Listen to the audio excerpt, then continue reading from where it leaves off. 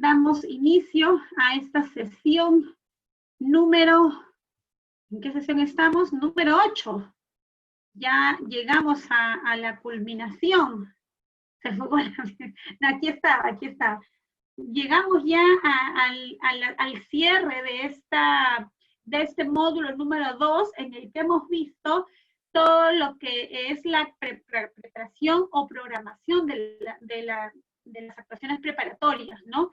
De la fase anterior a la que la entidad sale al mercado o sale al público. Con esta sesión del día de hoy cerramos ya esta etapa de actuaciones preparatorias y programación, porque ya luego vamos a ver que a través de la plataforma del SEACE y la publicación de estas bases, que es de las que vamos a conversar el día de hoy, ya el expediente de contratación, ese expediente del que hemos conversado a lo largo de todas estas sesiones, ese expediente de contratación es entregado a un comité de selección, quien va a tener el trabajo de escoger y elegir al proveedor que sea el más idóneo para que la entidad pueda contratar con él esa prestación del servicio, esa entrega del bien, o la ejecución de la obra o las consultorías que se hayan convocado. Entonces, el día de hoy vamos a conversar respecto a la elaboración de bases. Recuerden, la clase pasada conversamos, para refrescar un poquito, ¿quién puede conducir un procedimiento de selección? Alternativas, área usuaria, titular de la entidad. ¿Quiénes pueden conducir un procedimiento de selección? Hay dos órganos simplemente que pueden conducir el procedimiento de selección. Uno puede ser el OEC, correcto, en algunos supuestos, en el caso de las adjudicaciones simplificadas solamente para bienes y servicios, las subastas inversas, las contrataciones directas, ¿cierto? Y la comparación de precios. Y el otro órgano es el comité de selección, para la mayoría de los procedimientos de selección, ¿verdad? El comité. Incluso podemos designar un comité permanente, es lo que establece la norma, ¿verdad? Para las adjudicaciones simplificadas, ¿ya? Correcto. Muy bien. Entonces, ese comité que la entidad ha designado para que tenga el trabajo de elegir al proveedor con el que se va a suscribir un contrato, lo primero que debe hacer al recibir la designación de integrar parte de un comité es instalarse. En la plataforma del OCE encontramos una serie de formatos que permiten que el trabajo de un comité de selección sea un trabajo mucho más dinámico y mucho más fluido. Encontramos actas y formatos de actas de instalación, actas de elaboración de bases y actas de aprobación y publicación de bases. Son documentos que nos permiten realmente hacer, como les decía, un trabajo mucho más dinámico. ¿Qué hacemos cuando nos designan como comité? Nos instalamos. ¿Para qué nos instalamos? Para revisar todo el expediente de contratación. ¿Qué debemos verificar? Que no se soliciten marcas, que estén los términos de referencia, que el expediente esté completo. Recuerden que en algún momento incluso les hablé de que había un formato de un checklist, de tal forma que nosotros podamos hacer un check de toda la información que contiene este expediente de contratación. Y una vez que consideremos que esté todo conforme, indicar que estamos recibiendo con cierta cantidad de folios y proceder a elaborar las bases. Las bases son un documento el que me va a permitir comunicarme con los proveedores interesados para contratar con el Estado, para participar en el procedimiento de selección. Las bases van a ser las reglas de juego que yo como entidad le estoy trasladando a los postores interesados en participar en el procedimiento de selección. ¿Qué es lo que recogen las bases? Las bases recogen la información que está en el expediente de contratación. Las bases no tienen otro insumo más que el expediente de contratación. Y a no ser por los factores de evaluación, que son los que elabora el comité, todo lo demás lo encontramos en el expediente de contratación. ¿Ah? En el caso de las licitaciones públicas, el concurso público, la adjudicación simplificada, el concurso de proyectos arquitectónicos y la subasta inversa electrónica, esos documentos, ¿sí? Esos documentos del procedimiento de selección es lo que conocemos como bases, ¿ya? Las famosas bases estandarizadas.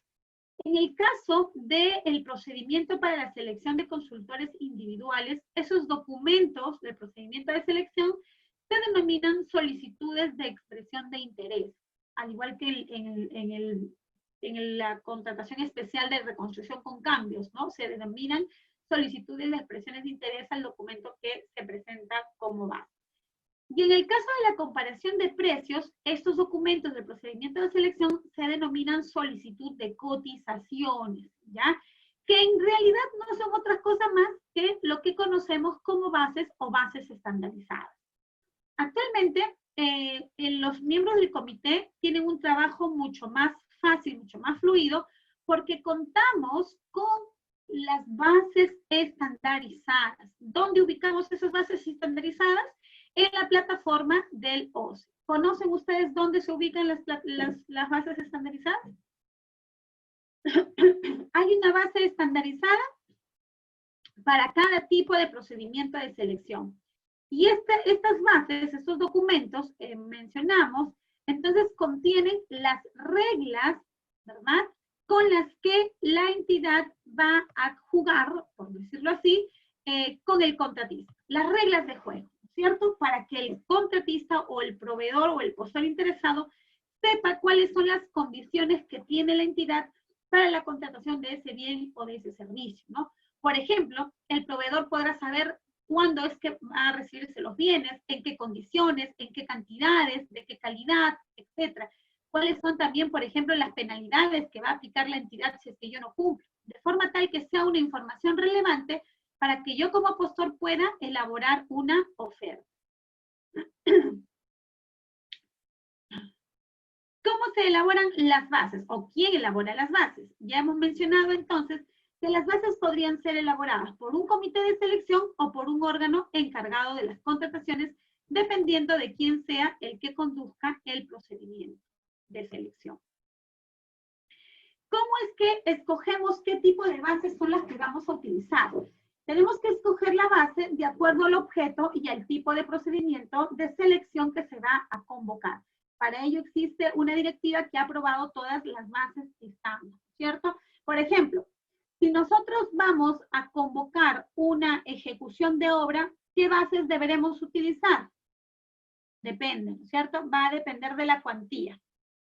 Si es que son obras mayores a 400.000 soles, deberé utilizar la licitación pública, las bases estandarizadas para la licitación pública.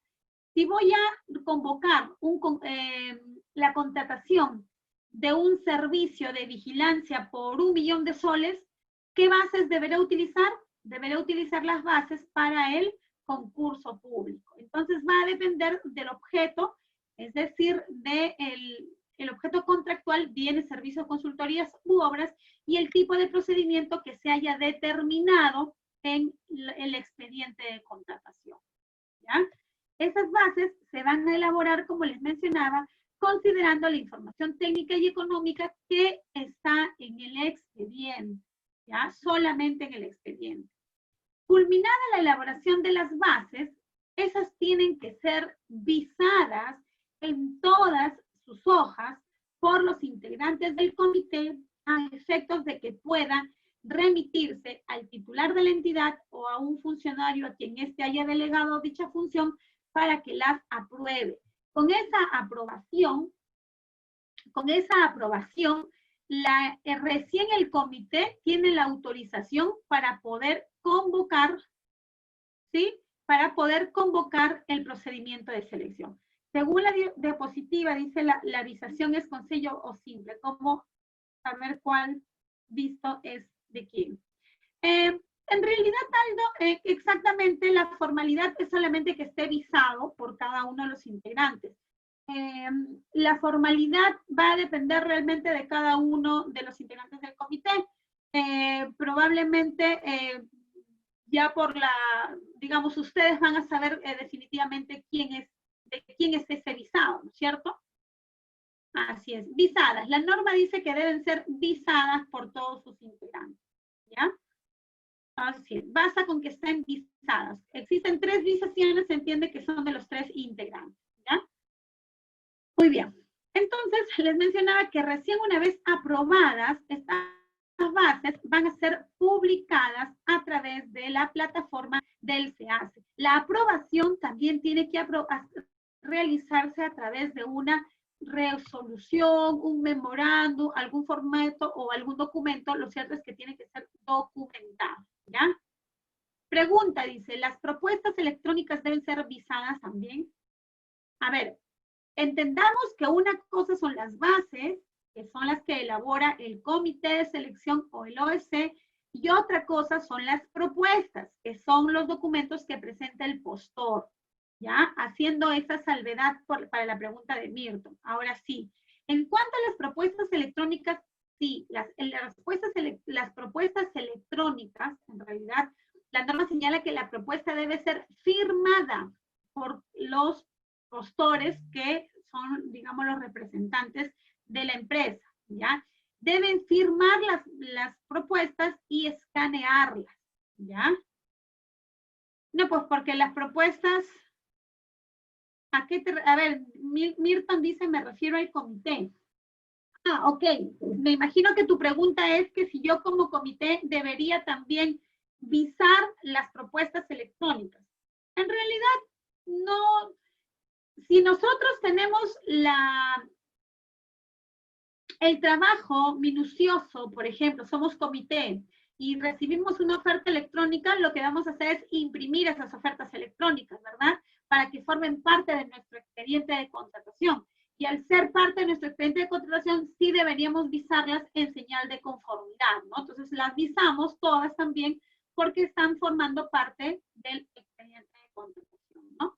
La norma literalmente no establece esa obligación de que dicen, pero yo por un tema de seguridad, cuando me ha tocado trabajar con propuestas electrónicas, he impreso todas las propuestas y las he visado, ¿no? Igual quedan en el sistema, ¿no? No se eliminan, así que para cualquier, en todo caso, futuro control, vamos a tener el respaldo virtual que se va a quedar en la plataforma del SEACE. Muy bien. ¿Cuál es el contenido mínimo de las bases? De conformidad a lo que señala el artículo 48 del reglamento de la ley de contrataciones, las bases, o sea, los documentos del procedimiento de selección, deben contener como mínimo lo que mencionamos en esta lámina. La denominación de la convocatoria o del objeto de la contratación que se está realizando, ¿cierto? Ahí está, la denominación del objeto. Debe contener también las especificaciones técnicas, el PDR o el expediente de contratación, ¿verdad? Ya hemos mencionado el expediente técnico. Ya hemos mencionado que la especificación técnica cuando hablamos de bienes, el término de referencia cuando hablamos del servicio y el expediente técnico cuando hablamos de obra, ¿cierto? Debe además contener también el valor referencial, en los casos que haya valor referencial para obras y consultorías, y el valor estimado para el caso de los bienes y servicios. La moneda en la que se exprese la oferta, ¿ya? Yo le debo decir en qué moneda me van a ofertar su propuesta económica. Pregunta de Aldo, vamos a leer la pregunta. Miss, para entender mejor, usted indica que en la plataforma están las bases. Ello indica que están listas para descargarlas y la entidad simplemente modifica el contenido mínimo. En pocas palabras, ya están listas en la plataforma. A ver, para aclararte algo, en la página web del OCE, ¿sí? Es más, les voy a mostrar para que pueda ser entendido. A ver, déjenme un segundito, vamos a ver si el internet nos colabora para poder explicarles dónde están las bases.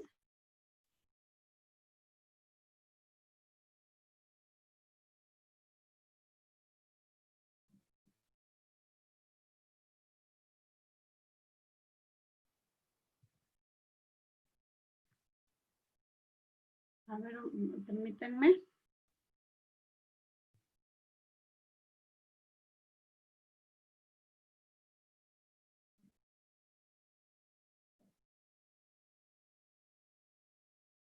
Ok, voy a compartir entonces mi pantalla. Ya me van confirmando, por favor, si es que la pueden visualizar. Vamos a entrar aquí.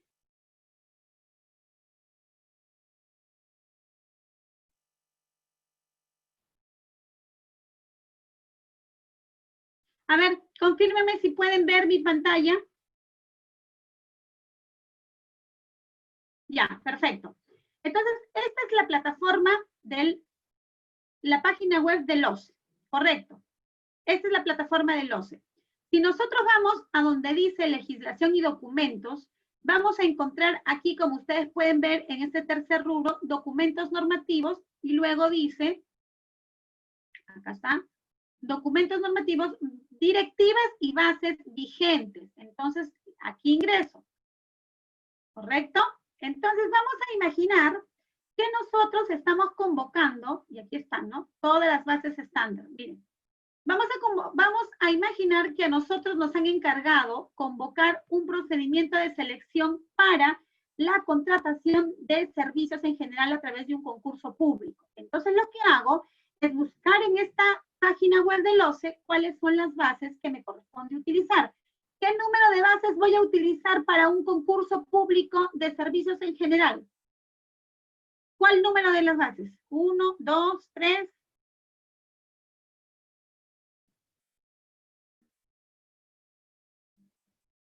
Correcto, 4, ¿no es cierto? Bases estándar, documento, el concurso público para la contratación de servicios en general. Y para que ustedes las vean, estas son las bases que, digamos, tiene el formato siguiente. Las voy a abrir. Confírmenme si pueden verlas.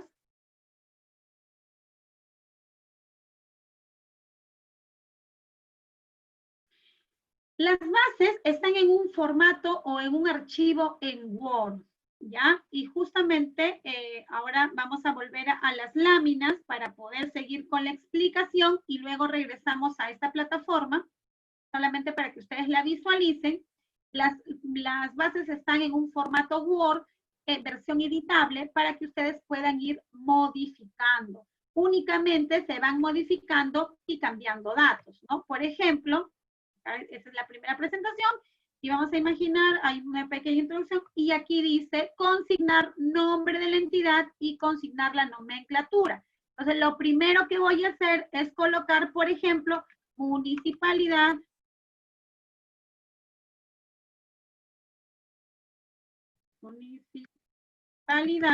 distrito, provincial de Piura, ¿correcto? Y el procedimiento vamos a hacer es el concurso público número 005 del 2020. Municipalidad Provincial de Piura. Listo. Eso es la primera información que nosotros vamos a modificar en estas bases estandarizadas. ¿Ya? Y luego vamos a ir viendo. Sí, no se preocupen, chicos. Yo lo que quiero es que justamente ustedes no les quede ninguna duda de cómo puedan ustedes acceder a estos documentos, porque realmente debemos estar preparados. Si en algún momento vamos a trabajar para una entidad pública o en algún momento somos proveedores, debemos conocer todas estas herramientas, no solo en teoría, sino también en la práctica, ¿no? Para poder ver justamente cómo nos pueden servir esos documentos, ¿ya?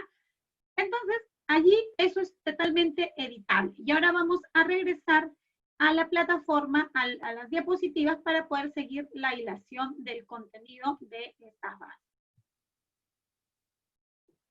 Acá está. Entonces, ya vieron que son editables.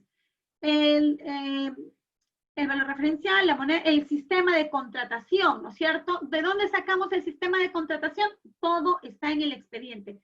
Toda esta información que contiene el artículo 48 la encontramos en el expediente de contratación. La modalidad de ejecución cuando corresponda, acuérdense, vamos haciendo, aprovechemos para hacer un repaso de lo que hemos conversado, ¿no? ¿Cuáles son los sistemas de contratación? Sistemas.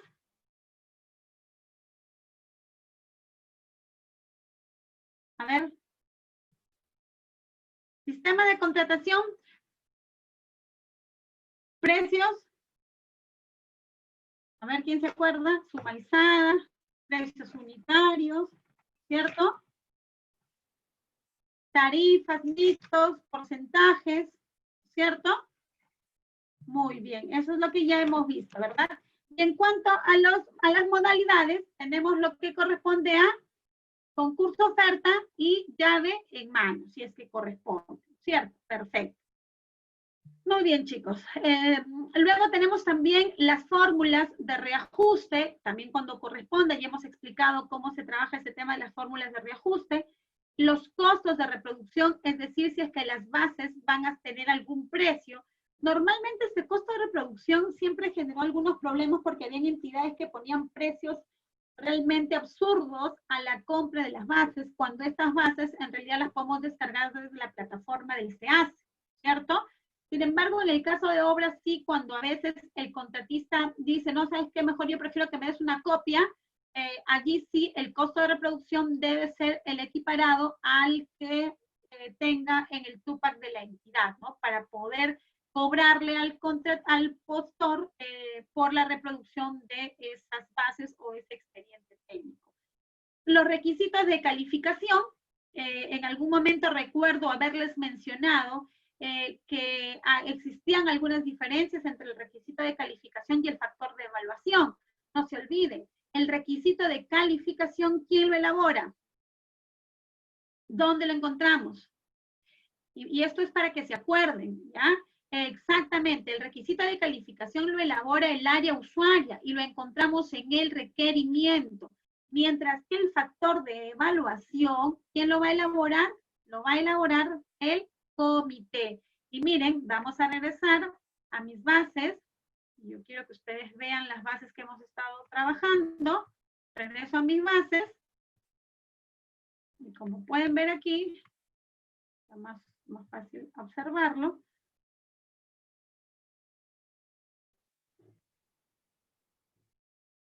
Miren, si nosotros avanzamos en el tema de las bases, vamos a encontrar una parte donde específicamente me señala cuáles son los requisitos de calificación, ¿ya?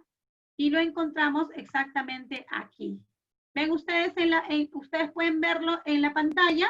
Dice requisitos de calificación. ¿Ven? Eso ya está en las bases. Dice capacidad legal, habilitación. Y aquí está incluso un ejemplo. Las bases estandarizadas son sumamente dinámicas. En cada párrafo hay una nota importante que es una llamada para el que esté elaborando estas bases para poder trabajarlas, ¿no? Inclusive, miren, ¿no? Acá dice requisitos. Entonces aquí tendría que poner, dice, incluir, de ser el caso, los requisitos relacionados a la habilitación para llevar a cabo la actividad económica en materia de la contratación. Si vamos a comprar combustible, pondrá acá el requisito de calificación, el permiso de Osindermin para realizar la actividad, etc. Esa es la forma de ir llenando esta información. Ya saben, requisitos de calificación que los trasladamos del expediente, porque ya lo elaboré el área usuaria, y luego tenemos los factores de evaluación. Y aquí sí los factores de evaluación que vienen después de los requisitos son elaborados por el comité. Aquí sí viene el trabajo del comité. Aquí sí el comité tiene que aplicar los principios de congruencia, razonabilidad, para poder describir o para poder escoger qué requisitos de calificación son los que va, o los factores de evaluación son los que va a determinar. Uno, por ejemplo, es el precio, ¿no es cierto? El comité puede sí aquí escoger, por ejemplo, en el caso del precio, puede escoger qué puntaje le puede asignar al precio. Y la norma establece que le puede asignar un puntaje entre 50 a 100 puntos. Lo que quiere decir es que si nosotros como comité elegimos o decidimos que solamente vamos a evaluar el precio, lo podemos hacer. Eliminamos todos los otros factores de evaluación y aquí tendré que consignar 100 puntos porque me estoy quedando solamente con esta oferta. Porque la oferta debe tener necesariamente 100 puntos de calificación. Si yo quiero utilizar otros factores de evaluación, entonces aquí pondré como mínimo cuánto podré asignarle al precio como requisito de factor de evaluación.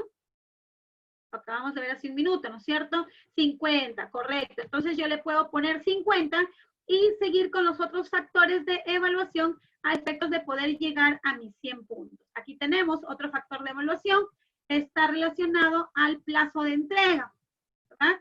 Si yo quiero utilizar, aquí también la norma me establece que podría evaluar el plazo de entrega, ¿no? Y me pone algunos rangos que sería yo como comité el que tendría que, en este caso, determinar.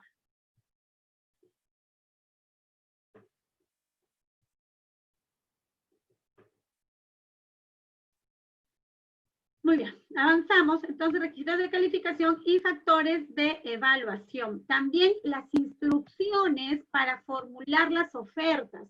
¿Cómo es que el postor debe presentar esas ofertas? Garantías aplicables, de ser el caso, si es que se van a presentar garantías para, por ejemplo, la garantía del fiel cumplimiento o tal vez la garantía de alguna prestación accesoria que sea requerida por la entidad. También debe establecerse la información relacionada a si es que las bases permiten que exista una entrega parcial del terreno en caso se haya previsto la ejecución de obras. Acuerden también que eso ya lo hemos visto, ¿no es cierto? Que en el expediente de contratación debe figurar la posibilidad de que la entidad haga entrega parcial del terreno si es que eso fuese información que viene en el expediente de contratación o el expediente técnico de obra. Las demás condiciones de ejecución contractual y algo importante, la proforma del contrato, ¿ya? Volvemos acá a la lámina del...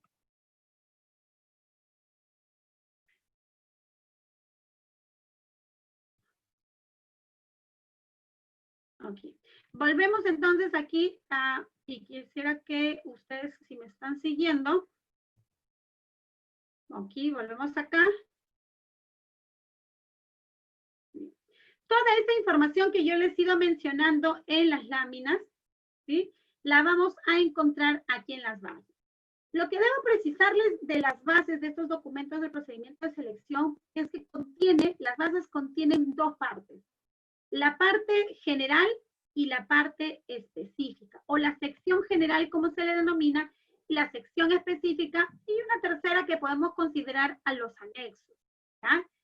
En la sección general vamos a encontrar las disposiciones comunes, ¿sí? Las disposiciones comunes al procedimiento que no pueden modificarse por nada. Y para mí, siempre lo he dicho, si ustedes quieren entender, porque a veces es difícil entender, oye, ¿y cómo funciona un concurso público? ¿No? ¿Cómo es? ¿Qué etapas tiene? Y si nosotros le damos lectura a la norma, como que a veces no nos ubicamos muy bien en cómo es el procedimiento. Pero yo les digo algo y les doy un secreto. Si ustedes leen las bases estandarizadas en la parte general, se van a poder dar cuenta de cómo es exactamente ese procedimiento de selección. Fíjense ustedes, ¿ah? Cuando he modificado en la primera hoja, modifiqué el nombre de la entidad y el número del proceso y ya no es necesario que lo modifiquen todas las hojas porque simplemente eso se genera como información para las demás hojas. Entonces, volviendo al tema de la parte general, aquí tenemos el famoso deber de colaboración, ¿verdad? Que todas las entidades se comprometen a trabajar para la integridad de la contratación, etc., ¿cierto? Y colaborar con que las compras sean eficientes. Disposiciones comunes, sección general. Así es. Sección general, disposiciones comunes del procedimiento de selección. Miren ustedes toda la documentación que tienen. ¿Cómo empieza a describirme todo el proceso de contratación? ¿De qué proceso estamos viendo? Concurso público, ¿no es cierto? El concurso público. En la convocatoria, miren ustedes este concepto, se realiza a través de su publicación en el SEACE de conformidad con lo señalado en el artículo 54 del reglamento en la fecha señalada en el calendario del procedimiento de selección, debiendo adjuntar las bases y resumen ejecutivo. Luego me menciona cómo es la parte de registro de participantes. También me menciona cómo se va a realizar el registro de participantes. Posteriormente, dice formulación de consultas. También me coloca toda la información relevante y así me va a ir explicando toda la información que debo saber respecto del concurso público. Elevación de observaciones del OCE. Acá me señala también cómo es que se puede elevar las consultas y las bases integradas del OCE al, de la entidad, en este caso al OCE, ¿cierto? Toda esa información es muy importante para poder entender el procedimiento de contratación. Ya cuando ustedes tengan experiencia en elaborar bases, evidentemente a esta sección, a la sección general, van a saber que ni siquiera la deben mirar, ¿no es cierto? Deben pasar de frente a la parte especial porque es la única parte que puede ser modificable. De aquí, de esta parte de la sección general, no se puede modificar absolutamente nada. La única parte que nosotros podemos modificar o la única sección que nosotros podemos modificar sería la sección específica, ¿ya? Entonces vamos, aquí nos indica cómo se va a perfeccionar el contrato, etcétera, ¿no? Todo lo que les mencionaba. Fíjense ustedes, avanzamos a la siguiente parte o a la siguiente sesión que viene aquí la sección específica. Aquí ustedes pueden ver el nombre de las bases que dice sección específica. Condiciones especiales del procedimiento de selección. Aquí sí se va a incorporar la información técnica y económica del expediente de contratación según las instrucciones que se nos vayan dando también en estas bases. Entonces, vamos a ver, miren ustedes, la información es sumamente sencilla, ¿no? El nombre de la entidad, el RUT, el domicilio, el teléfono, el objeto de la convocatoria. Y aquí se deberá modificar. Por ejemplo, si estamos hablando de concurso público, el servicio de vigilancia, se me ocurre, vigilancia para la Municipalidad Provincial de Piura, ¿correcto? Y así, ¿verdad? Toda esta información se tendrá que ir llenando.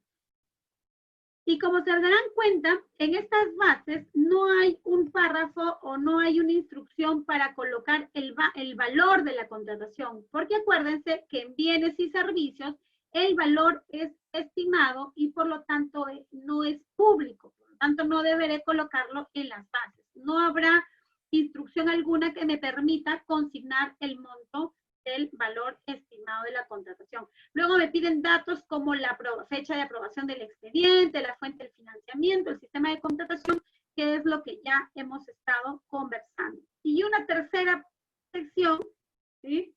En la sección segunda, que es la sección específica, tenemos en el capítulo segundo el calendario del procedimiento de selección y en el capítulo tercero es donde debemos copiar y pegar los términos de referencia.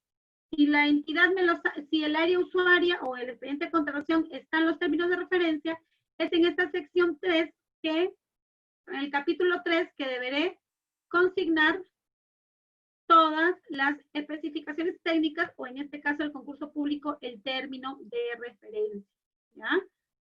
Aquí encontramos, van a ver ustedes, aquí está, capítulo 3, requerimiento. En esta parte se tendrá que consignar todo el requerimiento que evidentemente el área usuaria ha trasladado primero al OST para un estudio de mercado y luego al comité para una convocatoria. ¿Ya? Y luego les mencionaba que tenemos una tercera sección que es los anexos. Nosotros bajamos hasta por aquí. Vamos a encontrar en esta, antes de los anexos, vamos a encontrar una proforma del contrato también, ¿ya? Que es obligatorio también consignar. Luego ya aquí tenemos el tema de los anexos.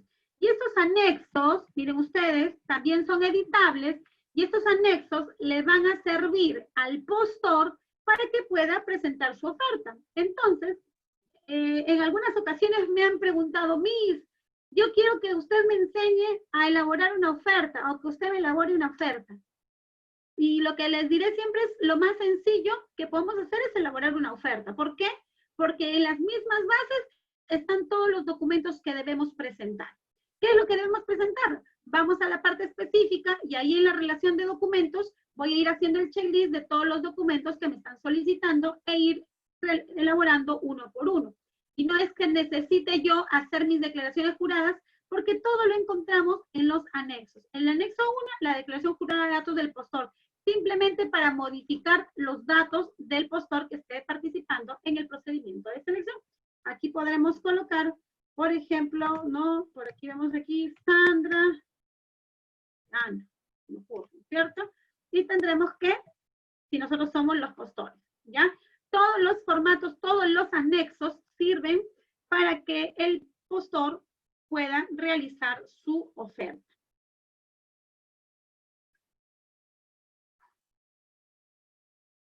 Vamos a volver a las láminas.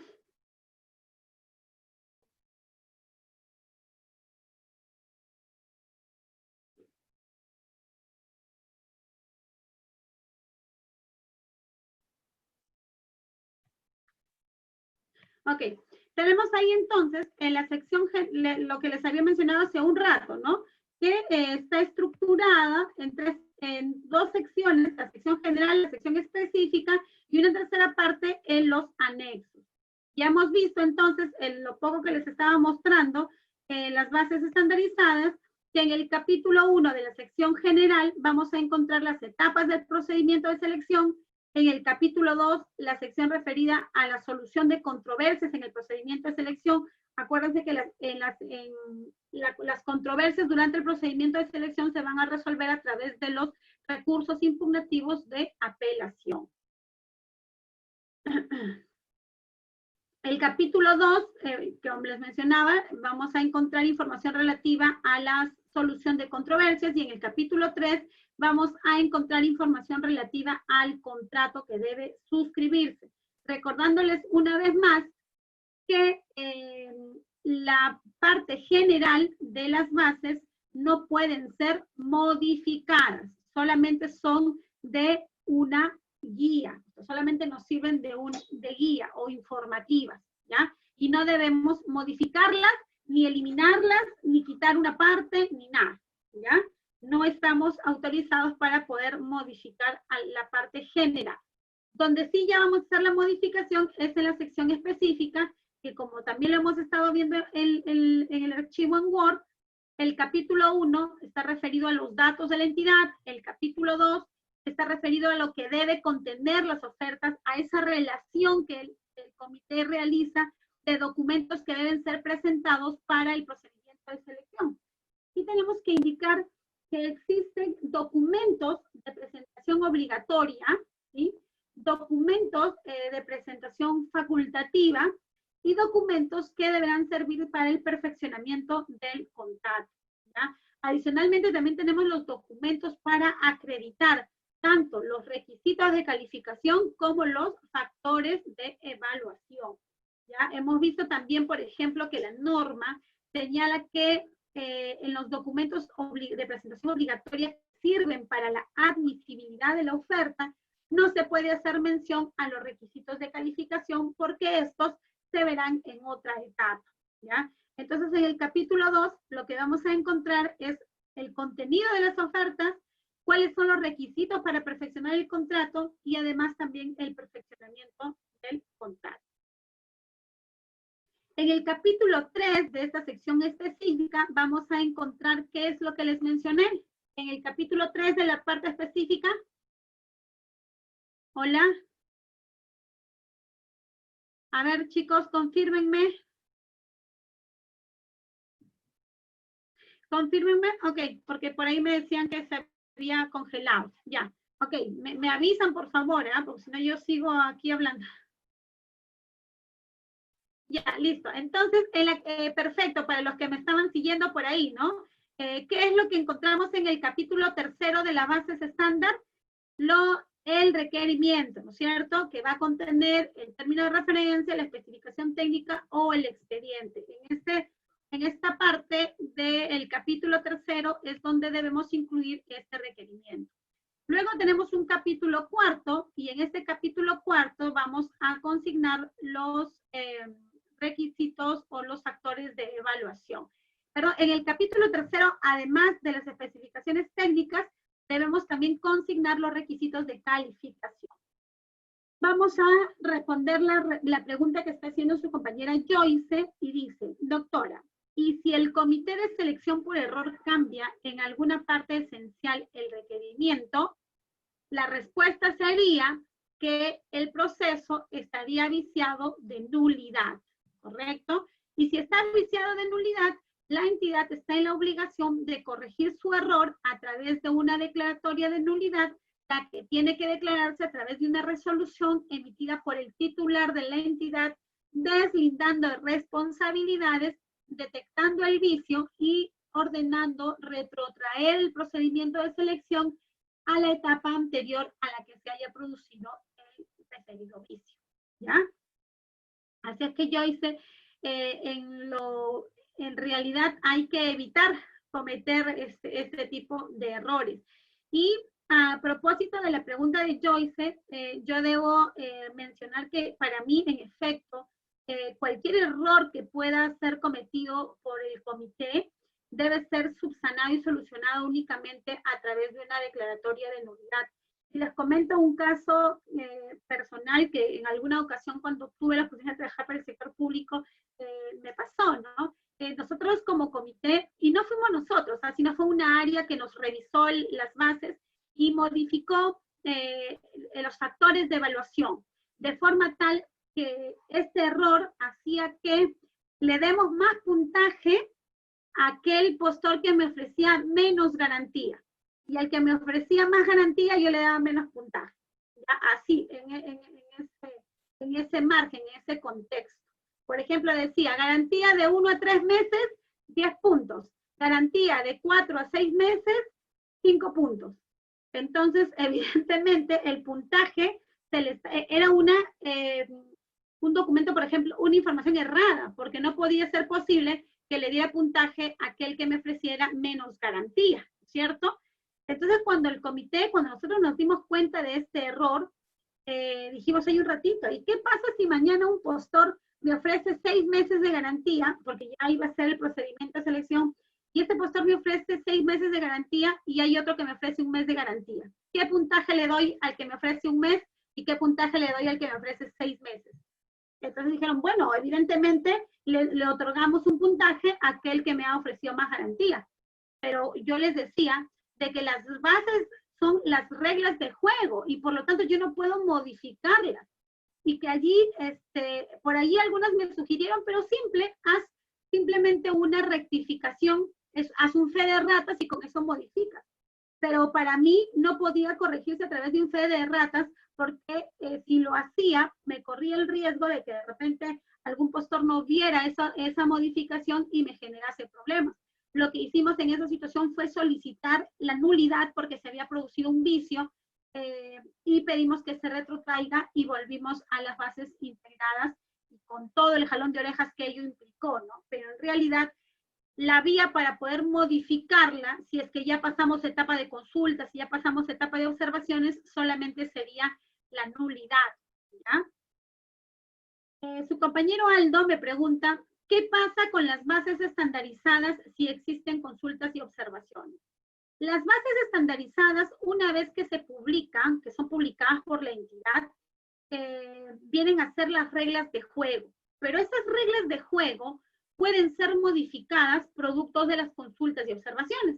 Recordemos que las bases solamente son la información que la entidad ha dado. Pero ¿qué pasa, por ejemplo, si el contratista a través de las consultas del postor, a través de las consultas y observaciones me dice, hay un ratito entidad, por si acaso, yo creo que tú estás pidiendo 10 años de experiencia para el profesional propuesto y me parece excesivo porque es poco racional que tú me pidas una experiencia de 10 años a un servicio que no tiene mayor relevancia. Por lo tanto, yo te pido que tú solicites solamente 3 años de experiencia. Entonces, por ejemplo, puede ser una observación, ¿cierto? Puede ser una consulta.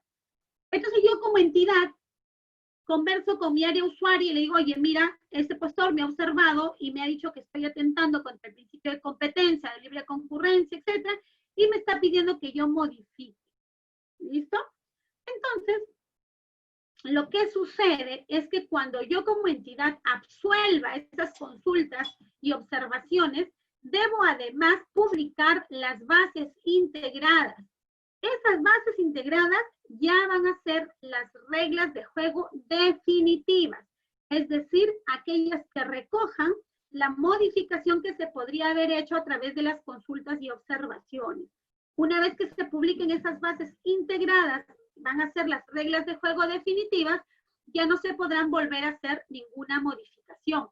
Salvo en el caso de los concursos públicos y la licitación pública, porque los postores, después de que se ha publicado la integración de bases, pueden solicitar la elevación de observaciones al OCE, para que el OCE las vuelva a revisar y vuelva a emitir otras bases integradas que ya serían las definitivas, ¿ya? Entonces, en la figura actual de la norma de contrataciones se podrían tener dos veces las bases integradas, una por la entidad y otra por el OCE, porque, por ejemplo, en el mismo supuesto que les estaba presentando, ¿qué pasa si otro compañero dice, ¿sabes qué? Me opongo a esa modificación que se ha hecho porque en realidad cuando tú pides 3 años, solamente estás direccionando a cierta empresa y por lo tanto yo pido que se modifique. Como ya se integraron las bases, lo que se hace es solicitar la elevación de observaciones al OCE para que sea el OCE quien decida respecto de esta modificación o no. Luego ya se publican esas bases integradas y esas sí serían las definitivas y ya no podían ser modificadas. Pero al respecto debo precisarles dos cosas.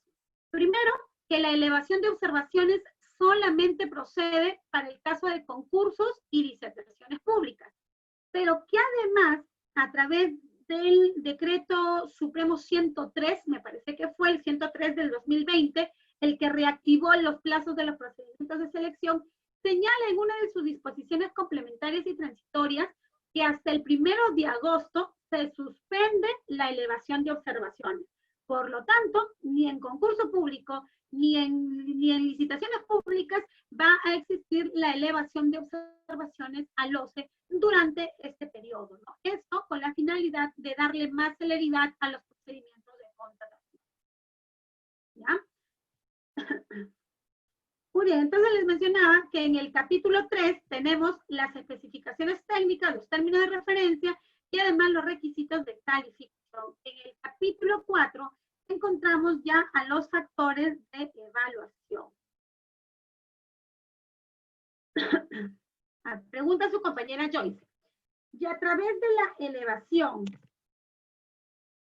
¿el OCE puede revisar las bases y corregir aspectos contrarios a la ley? Por supuesto, porque el OCE tiene la facultad para poder revisar no solamente lo que se está elevando en consulta o en observación, sino además también hacer un análisis general de todo el procedimiento de contratación.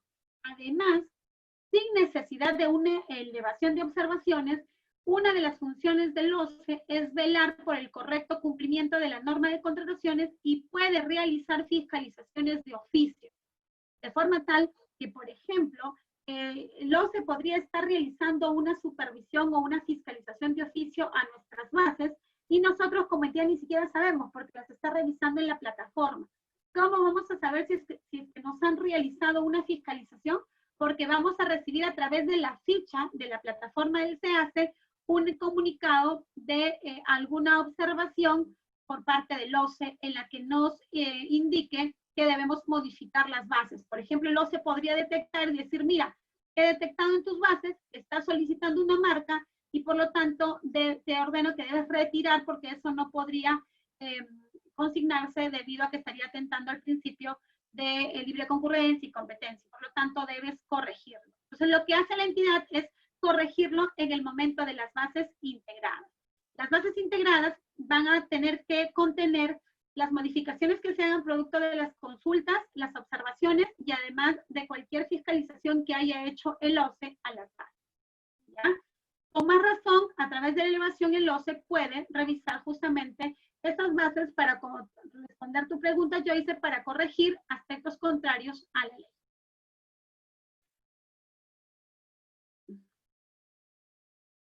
Muy bien, en el capítulo 2, que ya les mencionaba, tenemos aquí los documentos, lo que les decía. En el capítulo 2 de la sección específica, encontramos, y vamos a volver para verlo mejor, para que no se quede en teoría, sino para que lo podamos ver.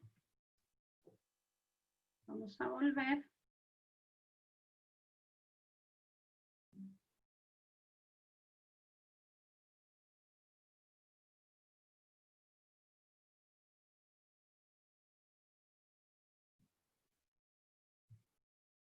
Ok, miren aquí, sección específica, capítulo 1, ya hemos mencionado que son generalidades, datos de la entidad, y vamos al capítulo 2. En este capítulo 2 encontramos los documentos que debe contener la oferta, y tenemos, así como yo les mencionaba, ¿no es cierto?, documentos de presentación obligatoria, y las normas o las bases señalan cuáles van a ser esos documentos de presentación obligatoria, ¿no? La declaración jurada de datos del postor, documentos que acrediten la representación de quien escribe la oferta. Tenemos también como documento de presentación obligatoria a la declaración jurada, de acuerdo al literal D del artículo 52. ¿Y qué es lo que me establece este famoso artículo 52?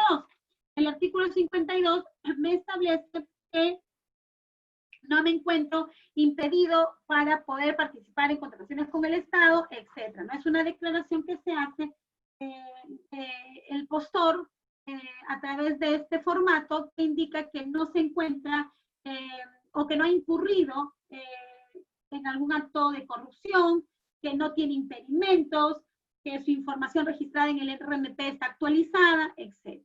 ¿Ya? Dice su compañero Milton, ya no se pide vigencia de poder, ya que existe la Plataforma Nacional de Interoperatividad del Estado.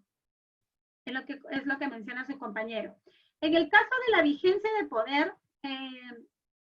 se solicita la vigencia de poder para el caso de bienes y servicios, y si no recuerdo también en el caso, me parece que en el caso de obras sí se presenta para la firma del contrato. A ver.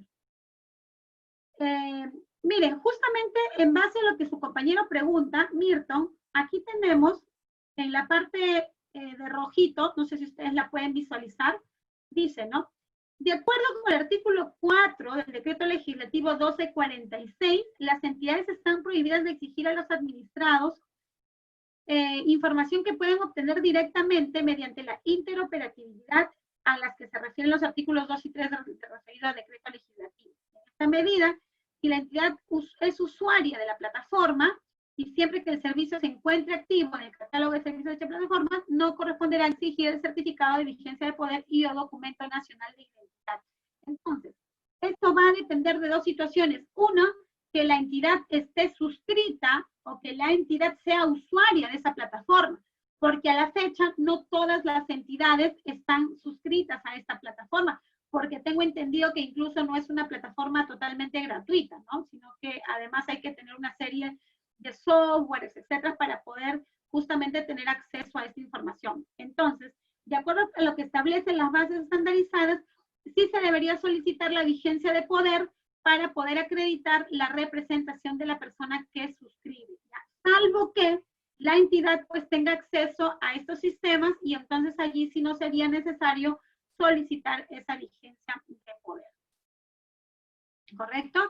La declaración jurada, y en el caso de los catálogos, según acciones de presentación que no se deben solicitar como documentos de presentación obligatoria. Correcto, sí es cierto, Milton. Por eso es que los documentos de presentación obligatoria solamente pueden ser aquellos que nosotros estamos consignando y que estamos revisando, ¿ya? ¿Cuáles son los documentos de presentación obligatoria? Ya estamos viendo, ¿no? La declaración jurada de datos del postor, la vigencia de poder, como segundo término. Tenemos la declaración jurada del artículo 52 que establece que es una declaración que dice que no tiene impedimentos, que se compromete a no incurrir en actos de corrupción, que en este caso su información registrada en el RNP se encuentra actualizada, etc. Tenemos también como documento de presentación obligatoria la declaración jurada de cumplimiento de términos de referencia. En principio, para yo acreditar como postor que voy a cumplir con todos los términos de referencia, solamente debería necesitar esta declaración jurada que dice que cumplo con todos los términos de referencia, ¿ya? Sin embargo, la entidad podría solicitar que además de esta declaración jurada, yo deba presentar alguna otra documentación. Y eso es lo que explica justamente las bases estandarizadas en este parrafito con azul. Dicen, ¿no? En caso se determine que adicionalmente a la declaración jurada de los PDR, como les estaba mencionando, el postor debe presentar algún otro documento para acreditar algún componente de los términos de referencia, se deberá consignar cuál es ese documento. Y señala, documentación que servirá para acreditar el cumplimiento de algún componente de los términos de referencia, precisando que la entidad debe ser clara al señalar cuál va a ser ese documento para que el postor pueda presentarlo y que tenga incidencia para poder verificar el cumplimiento de los requisitos, en este caso de los términos de referencia. Además, también señala la norma, por ejemplo, que en los documentos de presentación obligatoria no se puede exigir ningún documento vinculado a los requisitos de calificación del postor, tales como capacidad legal, capacidad técnica y profesional, equipamiento e infraestructura estratégica y calificaciones, ¿ya? Tampoco se puede incluir documentos referidos a cualquier tipo de equipamiento, infraestructura, calificaciones y experiencia del personal en general. Por ejemplo, si nosotros estamos solicitando como un requisito de calificación que mi personal propuesto tenga 10 años de experiencia y le estoy pidiendo su documentación, no podemos solicitarla como documento de presentación obligatoria. Entonces, doctora, ¿no lo deben presentar? Sí lo deben presentar, pero les voy a explicar más o menos cómo es la dinámica del procedimiento de selección. Cuando ya veamos los procedimientos de selección, vamos a ver que hay primero una etapa de admisibilidad, luego hay una etapa de evaluación o de calificación, dependiendo del tipo de procedimiento de selección. Entonces, en la primera etapa, que es decir, la admisibilidad, la entidad únicamente va a verificar el cumplimiento de los requisitos de obligatoria presentación. No puede revisar ningún otro documento, de forma tal que primero diga si todas las ofertas están admitidas o no y luego recién poder pasar a la siguiente etapa. ¿Ah? Entonces, esos son los documentos de presentación obligatoria. Declaración jurada de plazo de prestación del servicio, que también, fíjense ustedes, aquí al ladito dice anexo 4, es decir, todo está en los anexos que ya les he enseñado dónde lo podemos encontrar. Promesa de consorcio, de ser el caso, ¿no? ¿Qué es el consorcio? Es una figura, una ficción jurídica por la cual dos o más empresas o personas naturales se juntan para poder participar en un solo procedimiento de selección y presentar una sola oferta. Otro documento de presentación obligatoria es el precio de la oferta en la moneda que se haya consignado, ¿ya?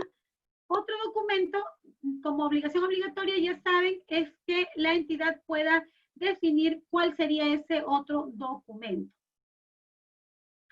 Todos los anexos sí son obligatorios que se presenten, dice pregunta su compañero, ¿no?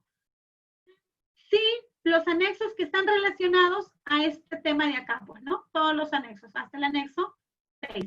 Pero, por ejemplo, hay un anexo de, creo que es el, a ver, acá está. Hay un anexo que es de promesa de consorcio con firmas legalizadas, anexo 5. Pregunta, ¿será obligatorio que se presente ese anexo en todos los procesos? Para responder la pregunta de Neisser. No, ¿no es cierto? Solamente en los procesos donde participe un consorcio. Entonces, de eso va a depender, Neisser, qué anexos van a ser los obligatorios, los que tú como contratista estés obligado a presentar. Exactamente, solo cuando sea un consorcio. Correcto. Y en cuanto a los documentos de presentación facultativa, la entidad tiene que señalar cuáles son esos documentos de presentación facultativa. Recordemos que estos documentos, si no se presentan, en realidad no podría acarrear la descalificación del postor porque su mismo nombre lo señala, son facultativos. ¿Ya? Dice, advertencia, el comité no podrá solicitar a los postores o exigir a los postores el documento que no haya sido indicado en los acápites como documentos de la emisión de la oferta, requisitos de calificación y factores de evaluación. Por lo tanto, simplemente serán documentos facultativos, como su mismo nombre lo señala, y que no tendrán una vinculación o una exigencia directa con el contratista, ¿ya? Eso es entonces el contenido de esa información. Ya están allí los anexos, ¿cierto? Que es lo que también estamos viendo en el... Muy bien, vamos a avanzar. Regresamos a las láminas.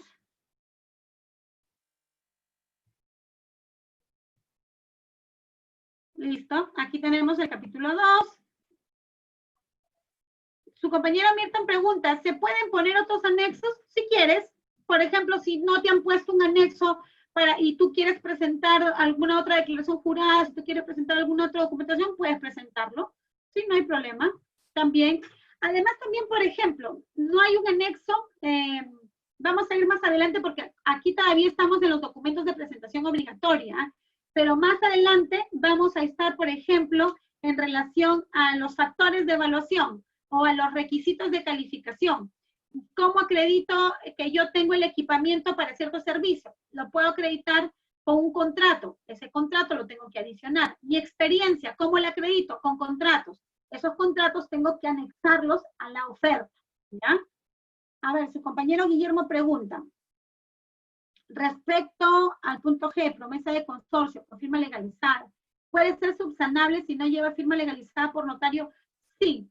Sí, ¿quién pregunta? Guillermo, ¿no? Sí, Guillermo, es un documento perfectamente subsanable, ¿ya? Es más, las mismas bases lo establecen así. ¿Ya? Guillermo dice, ¿en qué condiciones? A ver, no entiendo tu pregunta, Guillermo.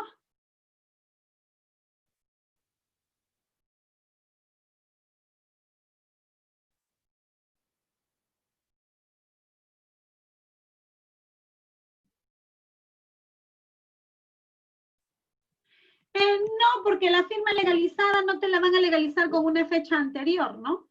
En realidad, la firma legalizada no te la van a notificar con una fecha anterior. Pero la norma sí ha establecido que es un documento subsanable, ¿ya?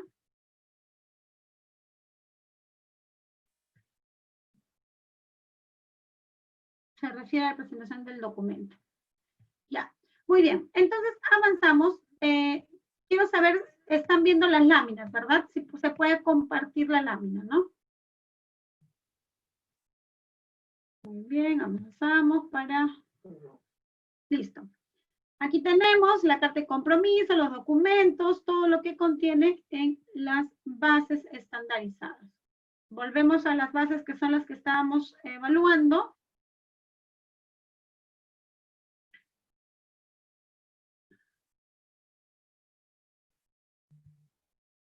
Ok, listo. Entonces pasamos de los documentos facultativos que ya les mencionaba, que es la entidad la que tendrá que consignar cuáles son esos documentos facultativos, y luego tenemos en este numeral 2.1.2 los documentos para acreditar los requisitos de calificación, que era lo que les estaba mencionando, ¿no? Aquí tendremos que colocar todo lo que el área usuaria ha consignado como requisito de calificación, tendremos que consignarlo en este capítulo para saber qué es lo que se debe presentar. ¿Ah? Bien, avanzamos.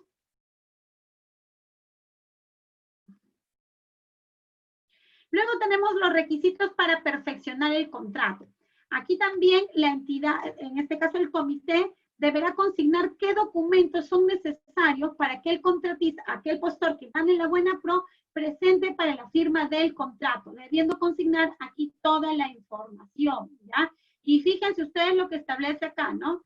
También lo que tenía que ver con el tema de la interoperabilidad, ¿no es cierto? Si es que ya tengo el DNI o yo tengo acceso a cómo puedo verificar el DNI de esta persona que va a suscribir el contrato, ya no necesito solicitar, ¿ya?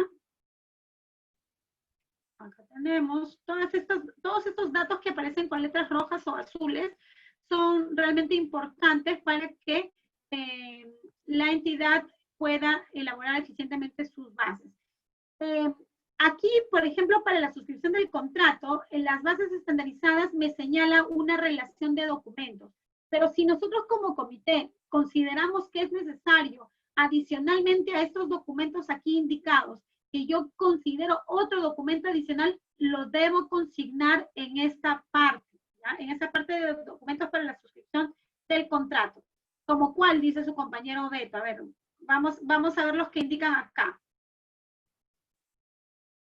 Por ejemplo, dice, ¿no? Garantía de fiel cumplimiento de obligatorio, ¿no?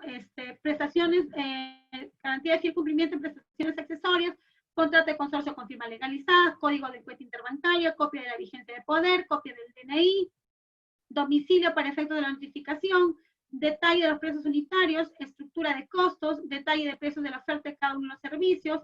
¿Qué le podría consignar yo? Por ejemplo, le puedo consignar que me presente, se me ocurre decirle, preséntame además una carta en la que me acredites un file de todo tu personal. Adicionalmente, me puedes acompañar sus declaraciones juradas, sus permisos, sus licencias, etcétera, dependiendo de cada uno de los servicios. Para el ejemplo del caso del caso de la vigilancia, le podría, por ejemplo, decir, ¿sabes qué? Necesito que me presentes, además para la firma de contrato, una declaración jurada de salud, de buena salud de todos sus trabajadores. Se me ocurre otro documento que le podría pedir para la firma de contrato. Preséntame también para la firma del contrato un cronograma de actividades o un cronograma de asistencia de tu personal. O sea, cualquier otra documentación que tú como entidad consideres necesaria para la suscripción del contrato, ¿ya? Claro, el carnet de SUCAMEC, depende si es que no ha sido considerado como un documento de presentación obligatoria, porque si ha sido solicitado como documento de presentación obligatoria, podría ser que ya no sea necesario volvérselo a pedir, ¿no? En cada caso en concreto se va a tener que ver qué documento es relevante para eso.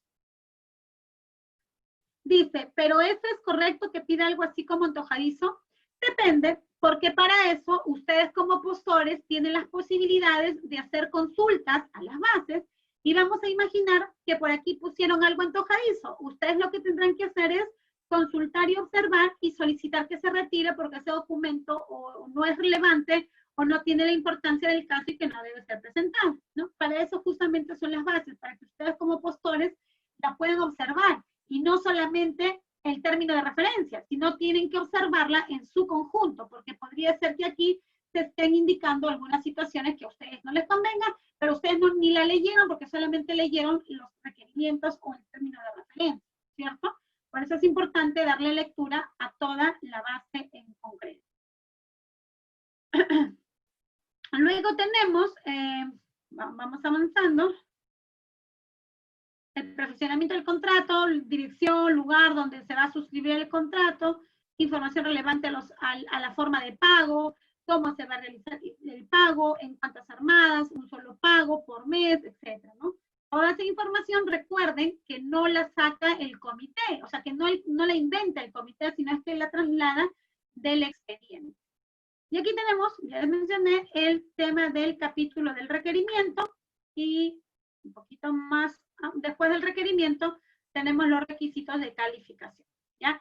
Esto de los requisitos de calificación, recuerdo que ya lo hemos visto en una clase, sabemos cuáles son los obligatorios, ¿cierto? Y acá están, por ejemplo, en el caso del concurso público, tenemos la habilitación, que no se pide en todos los casos, solamente depende del tipo de servicio que se pueda prestar, ¿no es cierto? Si es que va a tener un requisito de habilitación o no. Tenemos otro requisito de calificación, capacidad técnica. Aquí podemos solicitar el equipamiento estratégico. Si nosotros, en lugar de abrir una base estandarizada de concurso público, abrimos unas bases para una licitación pública para bienes, por ejemplo, no vamos a encontrar dentro de las bases este requisito de calificación de capacidad técnica y profesional, porque en el caso de bienes no existe este requisito de calificación. Entonces, esto nos permite a nosotros como comité poder facilitar el trabajo, poder decir, esto de aquí, miren mis bases, no está, lo quito, porque no está, ¿ya? No significa que porque está aquí tenga que consignarlo, solamente voy a ir consignando la información que esté en mi expediente. Mucho cuidado, porque han habido comités que cuando han estado elaborando sus bases y al estar en esta parte de los requisitos de calificación, como lo encontraban dentro de las bases, decían, ok, vamos a pedirlo. Y ellos llenaban con su información, ¿cierto? Cuando en este caso no debemos modificar o no debemos incorporar algo que no esté en el expediente. ¿Ah? Encontramos la certificación del bien. ¿Cómo así? ¿Me explican?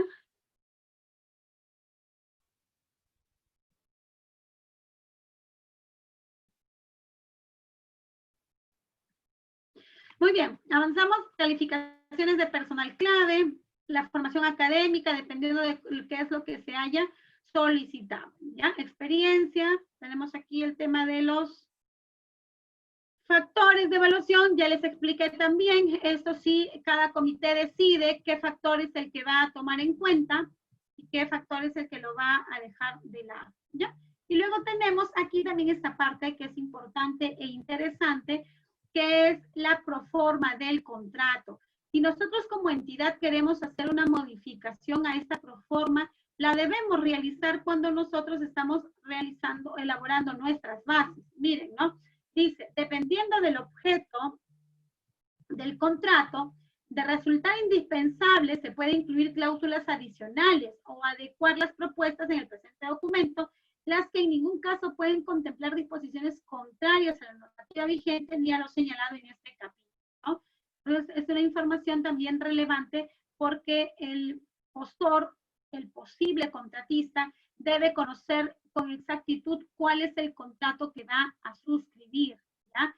En este caso del contrato, por ejemplo, una información que a mí me parece muy relevante es el relacionado a la resolución de conflictos, ¿no? Por ejemplo, aquí tenemos, me parece que es la cláusula octava de la solución de controversias, ¿no? ¿Cómo es que se va a solucionar la controversia, ¿no? Aquí la entidad nos está indicando de que esta controversia se va a resolver a través de una conciliación o un arbitraje, que las partes tienen el derecho de poder iniciar este arbitraje a fin de resolver las controversias, y en este caso, por ejemplo, está mencionando de que serán resueltos, dice, ¿no? Sin propio arbitraje, el laudo es inapelable, no nos dice, por ejemplo, en esta proforma, no nos está indicando a qué institución arbitral se deba recurrir. Eso también podría ser de repente una limitante, o por el contrario, una facultad para que el postor de realizarse alguna controversia pueda decidir libremente a qué institución arbitral va a recurrir, ¿no? Y así, ese es el contenido de todas las bases, ¿ya? Luego tenemos los anexos, que ya lo hemos ido explicando. Vamos a...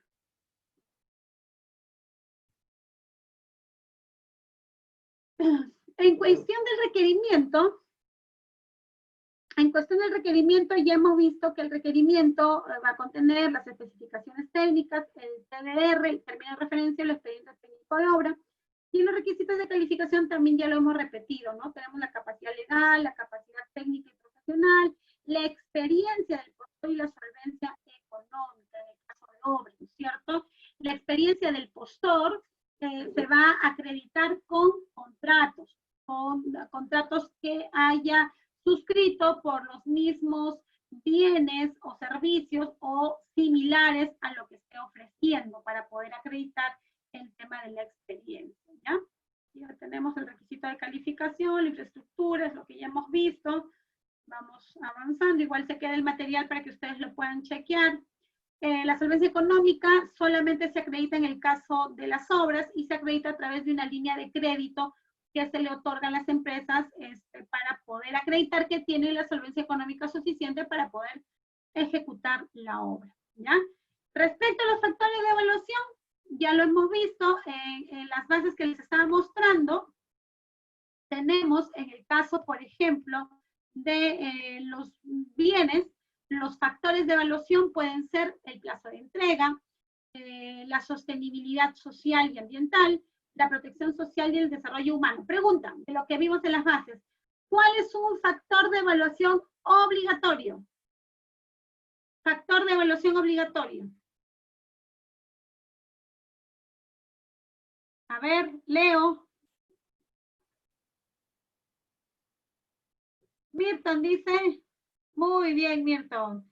El precio. El precio es un factor de evaluación obligatorio, ¿ya? Así es.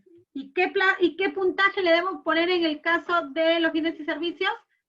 Entre 50 y 100, ¿no es cierto? Ese es su rango. ¿Qué otro factor de evaluación tenemos en el caso de los bienes? La sostenibilidad social y ambiental, la protección al desarrollo humano. Tenemos otro factor de evaluación referido a la integridad en la contratación pública. En este caso se evalúa con ISOs por la certificación justamente de antisoborno, la garantía comercial del postor y la disponibilidad de servicios y repuestos. También la capacitación al personal de la entidad y las posibles mejoras para especificación, de las especificaciones técnicas, es decir, la mejora a los bienes que se están entregando. Estos factores de evaluación pueden ser utilizados en el caso de bienes. En el caso de servicios, podemos utilizar, además del precio, podemos utilizar el plazo de prestación, también la sostenibilidad ambiental y social, la protección social y el desarrollo humano, ¿ya? Esos son para las empresas promocionales, es decir, aquellas empresas que tienen personal con discapacidad dentro de sus trabajadores, hay un porcentaje mínimo. La integridad también, la contratación pública a través de los ISOs, la garantía comercial del postor, como menciona su compañero, también las mejoras, ¿no es cierto? La capacitación del personal de la entidad, las mejoras a los términos de referencia, los sistemas de gestión en la calidad. Y en el caso de las consultorías en general, además de lo ya mencionado, se puede evaluar la experiencia del postor en especialidad y las metodologías propuestas, ¿no? En el caso de la consultoría en general. El conocimiento del proyecto e identificación, facilidades, dificultades, esto se acredita para el caso de las consultorías en general con un conocimiento del proyecto que se va a desarrollar, ¿no? Las calificaciones al personal, ¿con qué más? Calificaciones, capacitaciones, experiencia del personal clave, todo esto son factores de evaluación. Tenemos que las consultorías de obra, adicionalmente, también se evalúa la protección social y el desarrollo humano y la integridad en la contratación pública.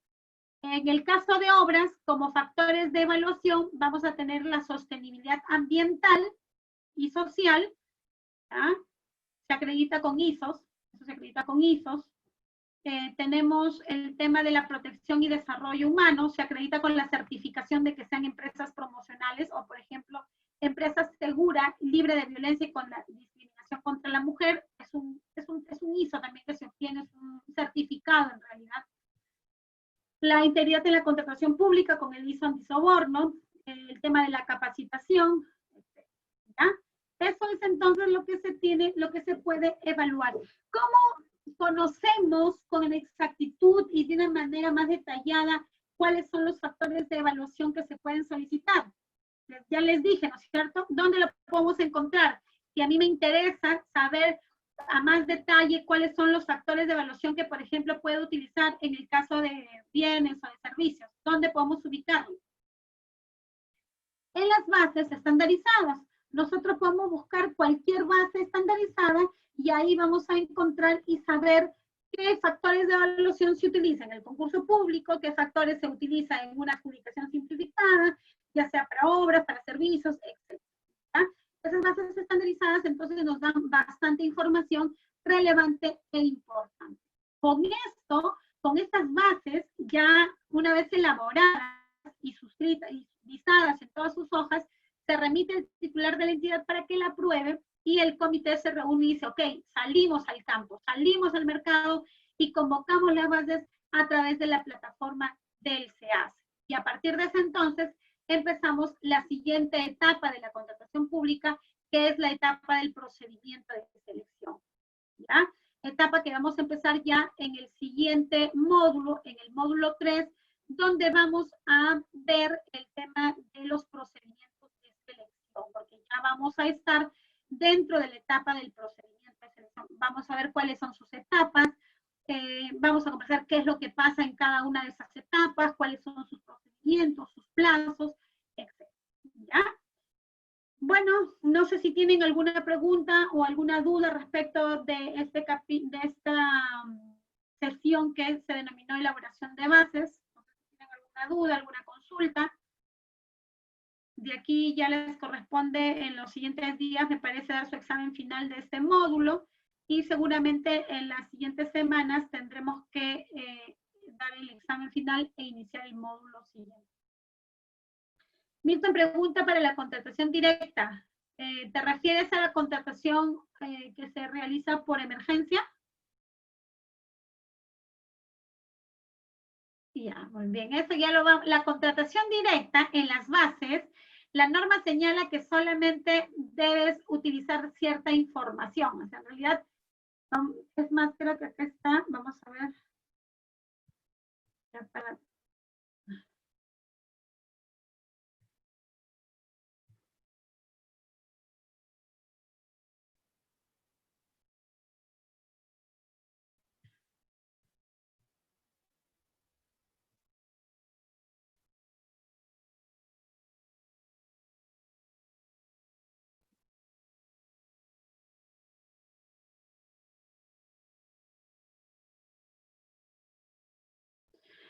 En el caso de la contratación directa, la misma norma establece que tú puedes publicar una de estas bases, pero solamente vas a considerar la información relativa a la presentación de documentos para la firma de contrato, el requerimiento, etc. Porque, por ejemplo, ya no vas a colocar el tema de las evaluaciones y las calificaciones, porque acuérdate que ya no va a haber una etapa de selección. ¿Ya? Entonces, la misma norma establece qué información es la que se debe consignar.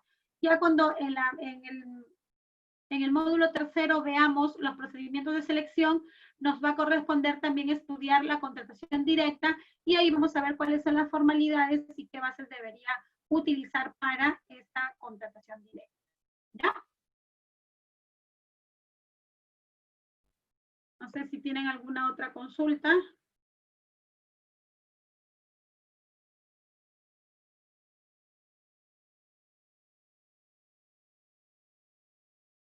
No, porque en el Neisser pregunta, también hay bases cuando es compra directa por Perú Compras. No, porque en Perú Compras no se hace, o sea, salvo que se realice un procedimiento de selección. Para el procedimiento de selección sí tendrían que utilizar cualquiera de estas bases, pero si compras a través del catálogo, recuerda que no hay bases. Solamente se forma el requerimiento y el requerimiento es el que te lo remiten vía electrónica. Ya no hay concurso en realidad. Cuando se compra por convenio marco, lo vamos a ver también en la siguiente sesión, ya no hay un procedimiento de selección. Simplemente es un requerimiento que te lo hacen a través del sistema, a través de la plataforma, te llega una solicitud de cotización, digamos que esa es la base, tú reenvías, respondes y automáticamente se te genera la orden de compra o la orden de servicio. ¿Ya? Muy bien, chicos. Entonces, muchas gracias. Una sesión más gustosa de poder compartirlas con ustedes. Y nos reencontramos ya, no sé si empezamos la siguiente semana o me parece que les dejan descansar una semanita e iniciamos la próxima semana. Joana, ¿estás por ahí? Sí, iniciamos el